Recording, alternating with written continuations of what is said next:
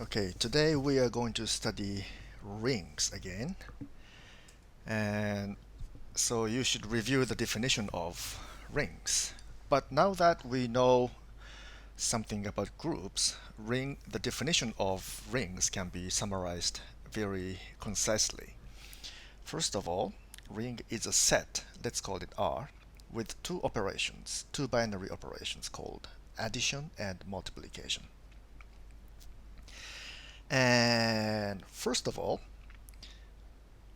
this set with the addition makes a commutative group.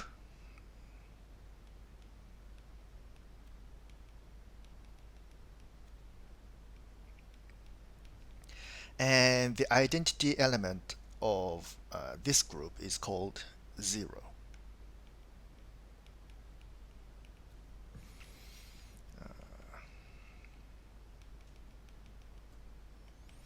Okay, and second, this set with the multiplication makes a semigroup. So there is no need for the existence of the multiplicative identity in this case. But if there exists an identity element, then it is called 1. But it's not necessary. And it's not necessary for this semigroup to be commutative. And together, uh, uh, this addition and multiplication, they must satisfy some distributive laws.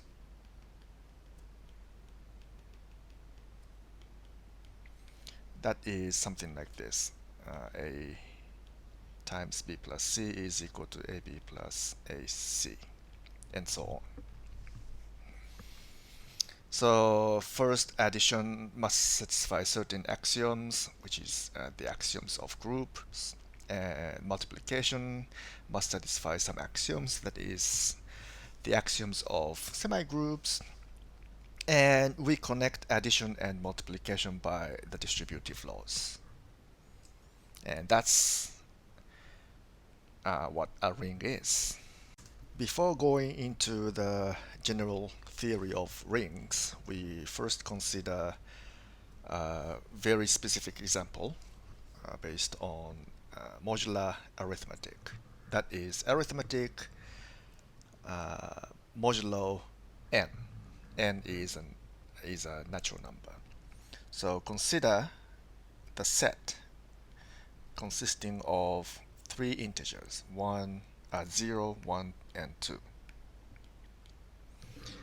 And this is not a ring based on the usual addition and multiplication because, for example, 2 plus 2 is 4, which is not in this set.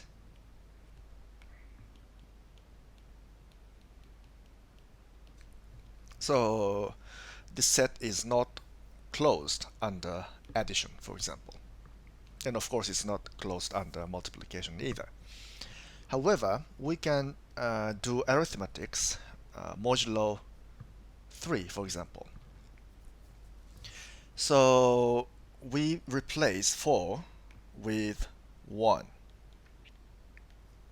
Okay, that means 4 is equal to 1 times 3 plus 1. So we divide 4 by the prime number 3 and take its remainder. Okay, so in this sense, 2 plus 2 is congruent to 1 modulo 3. Okay, so this is our new definition of arithmetic. So it's an arithmetic modulo 3. Okay, and we can apply the similar approach to any addition between any of these members. Okay, so here's the Cayley table for addition: 0, 1, 2, 0, 1, 2. So 0, 1, 2, 0, 1, 2. And 1 plus 1 is 2. 1 plus 2 is 3, which is congruent to 0. And 2 plus 1 is 3, which is congruent to 0. And 2 plus 2 is congruent to 1. So this is the KD table for addition, modulo 3. And similarly, we can write down the KD table for multiplication. So 0 times 0 is 0, 0 times 1 is 0, so 0 is here. 1 times 1 is 1, 1 times 2 is 2, 2 times 1 is 2, 2 times 2 is 4, which is congruent to 1. So by these rules, we may be able to define a ring with this set. So as we have already used the term congruent,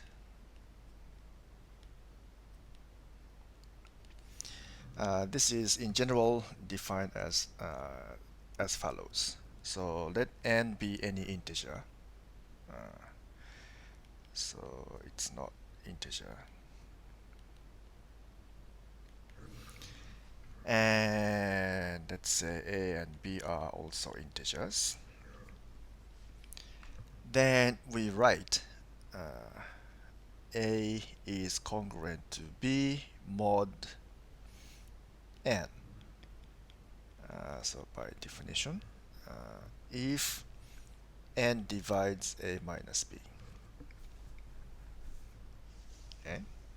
So that means the remainders of a and b when divided by n are the same. Okay. And also we write a is not congruent to b mod n if n does not divide a minus b. Let's see a few examples. 83 minus 35 is equal to 48. And 24 divides 48. Therefore, 83 is congruent to 35 modulo 24. And 122 minus 26, say, is equal to 96. And 17 does not divide 96. Excuse me. Does not divide 96. Therefore, 122 is not congruent to 26 mod 17. As we can easily imagine, the relation of congruence is an equivalence relation on integers. Let's prove this. So this is an equivalence relation.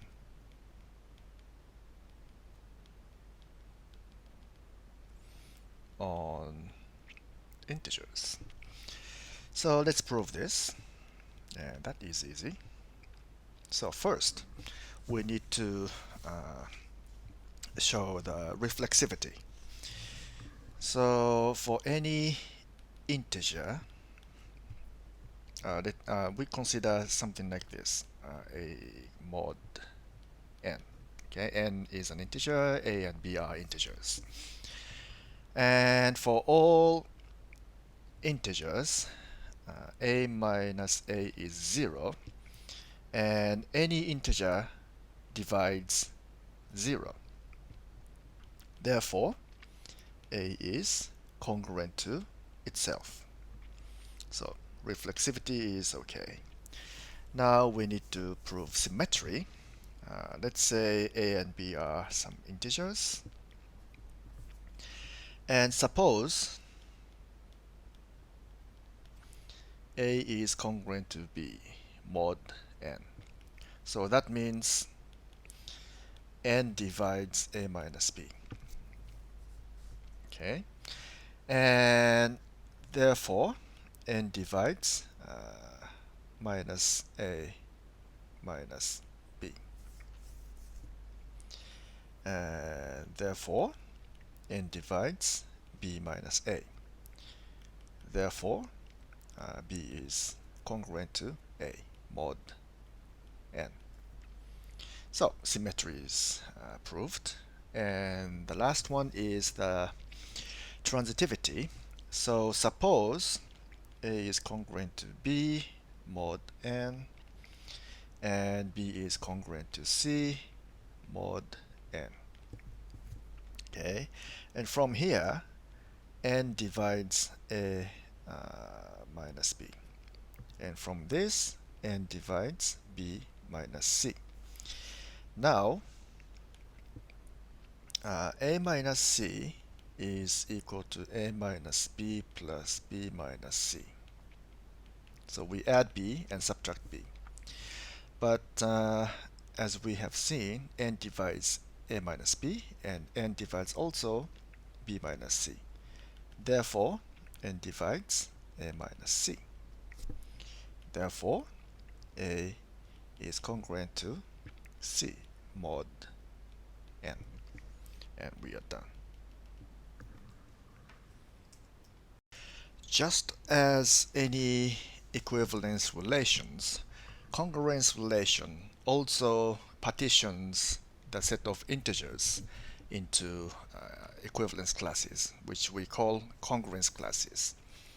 And suppose a is an integer, and the set of all integers that are congruent to a is written as this, defined as this. So a plus nk, where k is an integer. And so this is the set of all integers that are congruent to a modulo n. Okay, n is a non-zero integer. Okay, when we want to specify this n explicitly, we may write n here. Okay, just like any other partitions, this is a partition of integers. So any integer belongs to one of these such congruence class, and only one of these, one of the congruence classes. For example, when n is 12, then the congruence class that contains 4 modulo 12 is defined as 4 plus 12 times k, where k is an integer. So this is something like so many integers, and let's see, like negative 20 and negative 8 and positive 4 and 16 and 28 and so on. And another example, 27 is 27 plus 12k, 12k. This is like let's see, 3, 15, 27, 39, 51, and so on. And from this, we can see that this equivalence class is the same set as the equivalence class containing 3.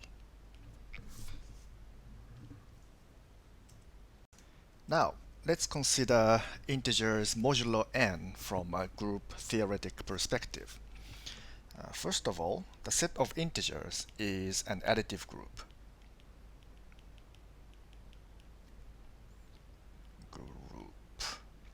So this means the set of integers under addition is a group. And we can also consider this group nz, which is defined as the multiple of n. Okay, and of course n is a given non-zero integer.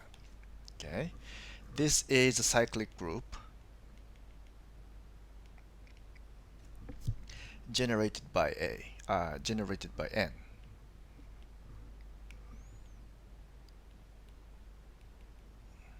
Divided by n.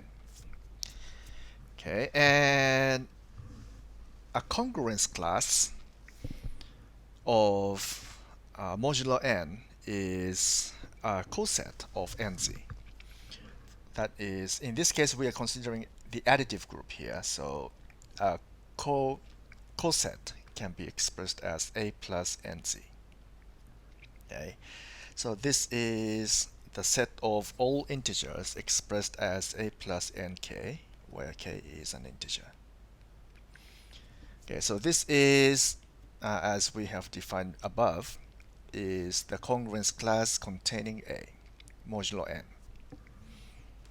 Okay, so what this means is that the set of all cosets is the factor group defined as n by nz, z by nz. Okay, so this is the factor group or quotient group.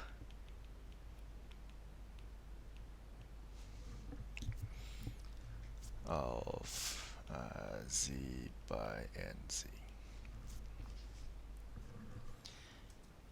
So this factor group is the set of all cosets of nz, and we define this as Zn. Okay, so Zn represents this factor group. Okay, now we want to define binary operations on this group. Okay, so let's say we have bracket A, bracket B. So these are congruence classes containing A or B, respectively. These are elements of this factor group Zn. We want to define, for example, the addition between these two elements by this. Okay, so be careful. On the left hand side, this addition is the addition on this set. On the right hand side, this addition is the addition on the set of integers. Okay, so the result of the addition between two congruence classes is the congruence class of the sum of two integers. So this is how we define the addition on the factor group. But there's a problem. Whether this definition is well defined. But before looking into that problem, or actually proving the theorem, we want to see an example. Okay, consider Z8, for example. This is the set of congruence classes consisting of 8 elements. Bracket 0, bracket 1, 2, 3, 4, 5, 6, and 7. Okay, so these are the possible remainders of integers when divided by 8. So according to our definition of addition, let's see, 2 bracket 2 plus bracket 3. So according to this definition, this should be equal to 2 plus 3 bracket, which is 5. And 4 bracket and 5 bracket is equal to, so 4 plus 5 is 9. But this is equal to 1 bracket. Another example, 5 plus 6, that is 11 bracket, and this is equal to 3. So we should be careful that the representation of each congruence class may not be unique. So it may be, this 9 bracket, 1 bracket, they are the same thing, but they appear different. And we can also define multiplication between two elements, A bracket, B bracket. So the multiplication between two congruence classes may be defined as the congruence class of the product of integers a, b. Okay, and you should check all these examples with multiplications. Now let's prove the following theorem. Let n be an integer greater than 1. Okay, then Zn, that is the set of congruence classes modulo n, is a commutative ring.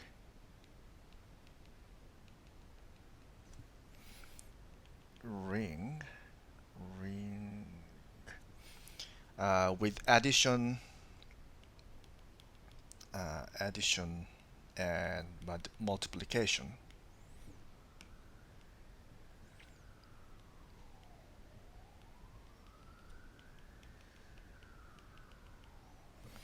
defined by this.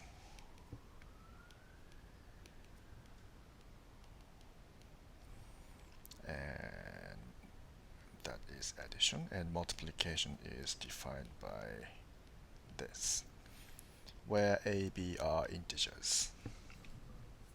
Okay, let's prove this. First of all, we need to check that these operations are well defined. That means, as we know, even if a and a prime are different integers, we may have that their congruence classes are the same, right? So suppose a bracket is equal to a prime bracket, and b bracket is equal to b prime bracket. Then we want to show that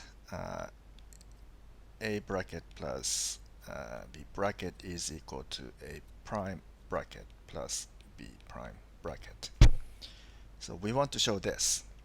Okay.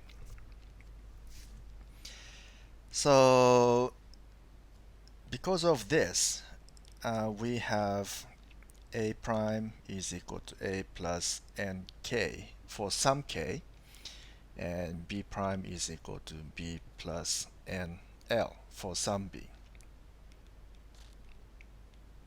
For some kl integers. Okay, so that means a prime plus b prime is equal to a plus b and n k plus l. Therefore, a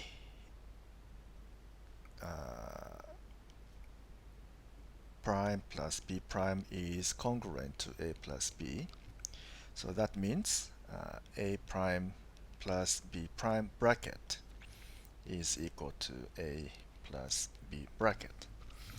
So if we assume a bracket is equal to a prime bracket and b bracket is equal to b prime bracket, their sums are the same. Therefore, the addition is well defined.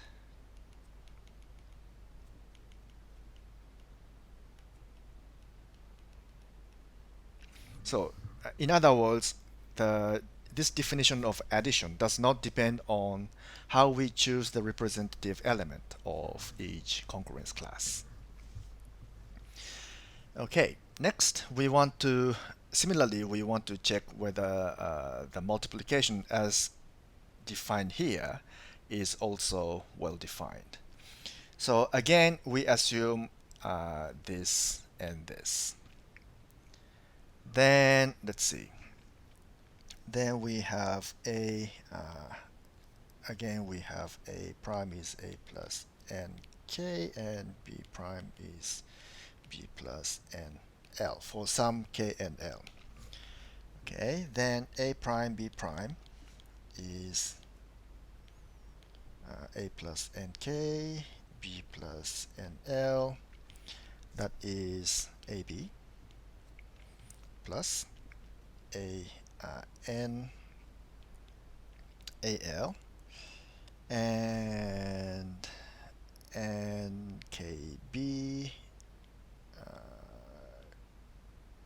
bk plus nk times nl, so nkl. So therefore a prime b prime is congruent to ab, and therefore a prime b bracket is equal to ab bracket. Therefore uh, the multiplication is well defined.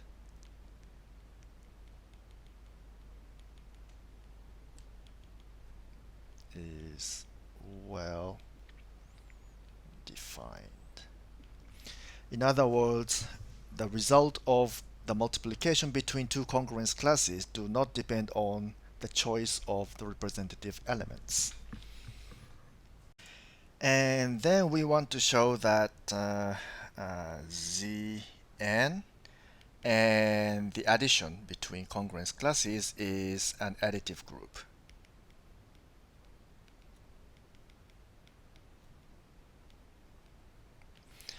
And we already know that this set Zn is closed under addition. So associativity is obvious. So we have a bracket, b bracket, plus c bracket.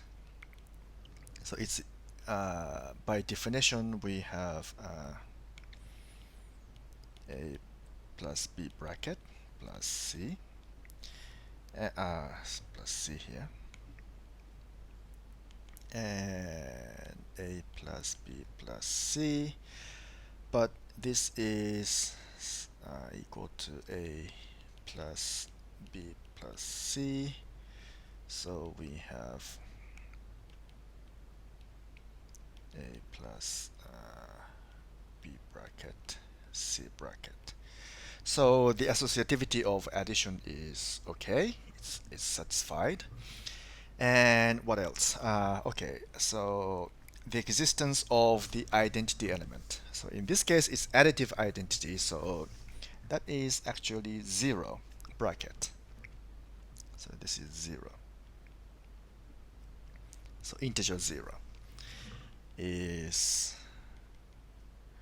the 0 element of Zn, because 0 plus any element is equal to this, that element. So this behaves as the 0 element or the identity element of under addition.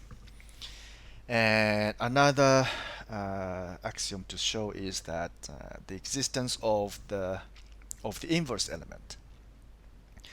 So for the element a bracket, the inverse element is negative a bracket, because this is the result of this is a plus minus a, which is 0 bracket. So for every element a bracket, there exists its inverse element, that is negative a bracket. So this Zn and addition is an additive group.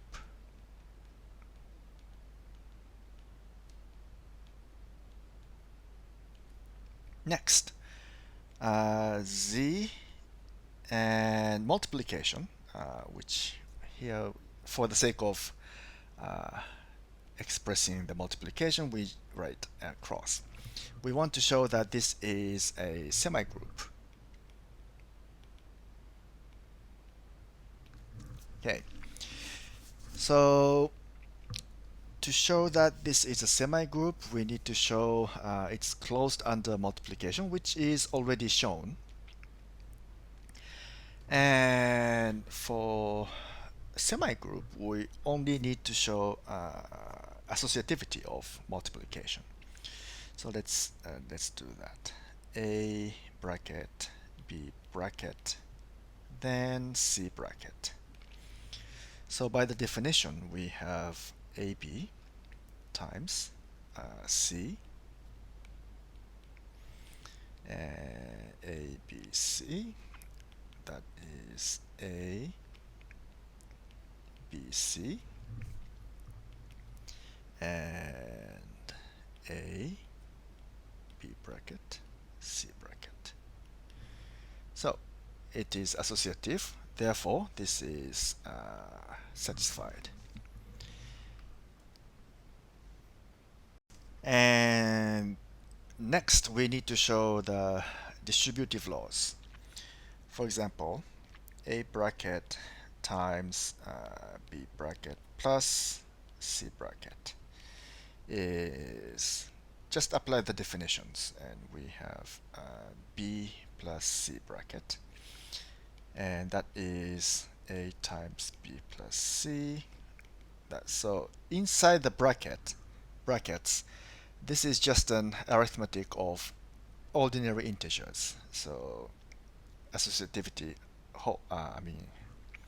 distributive laws hold. So we have AB and AC.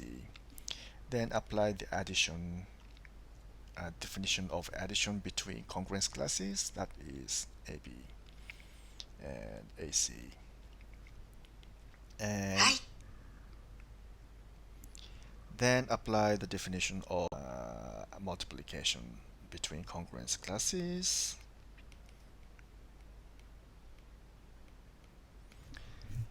So this is shown, and similarly we can show the other distributive law, this one, which I leave it as an exercise. So we have this is also true, satisfied. Therefore, Zn is, wait a minute, so we are saying it's a commutative ring. Okay,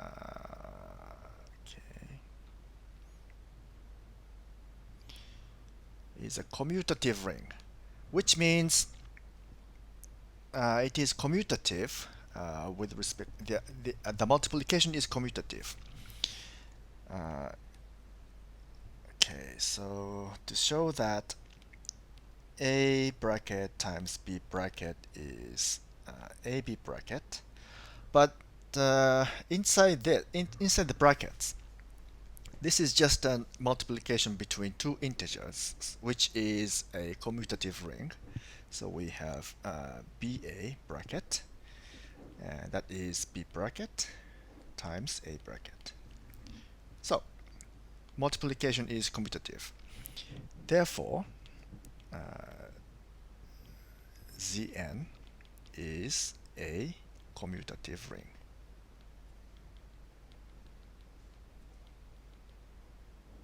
And we are done. Oops, I forgot to say that this is not just a commutative ring. It's a commutative ring with an identity element. Okay, a multiplicative identity element, which is, of course, one bracket. Okay, this one is the one as an integer, is the identity element.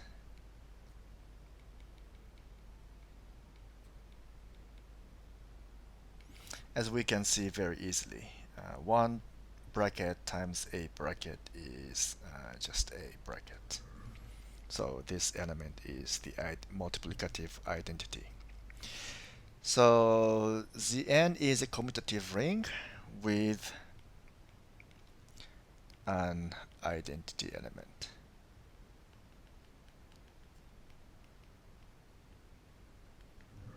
Okay. Okay, let's see an example. Here we see examining the set Z6, which consists of these 6 elements. And here are Cayley tables for addition and multiplication. For example, 2 plus 1 is 3, 2 plus 5 is 1, and so on. So 2 plus 5 is 7, but modulo 6, it is equal to 1. So that's why we have 1 here. And for multiplication, we have this table. And for example, 3 times 3 is 9, but modulo 6, that is equal to 3. And 3 times 4 is equal to 12, but modulo 6, it is equal to equivalent to 0. So this means 3 and 4, for example, are proper divisors of 0, which means this set Z6 is not an integral domain. There are other proper divisors of 0, for example 2. Actually 2, 3, 4, they are proper divisors of 0. And you should verify these tables. Next, consider Z5, which consists of these 5 elements. And here are the Cayley tables for addition and multiplication. And if you examine the table of multiplication here, especially these parts, this part, you will find no 0 here. So this means there are no proper divisors of 0. 2 times 3 is 6. Modulo 5, it is equivalent to 1, congruent to 1, and so on. So there are no proper divisors of 0. This means this set is an integral domain.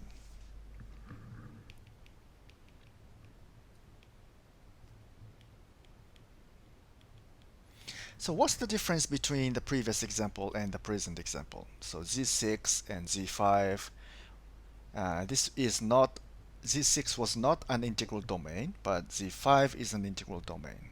So do you see any pattern? Maybe you should check Z3, Z4, and so on, and which one is integral domain or which one is not.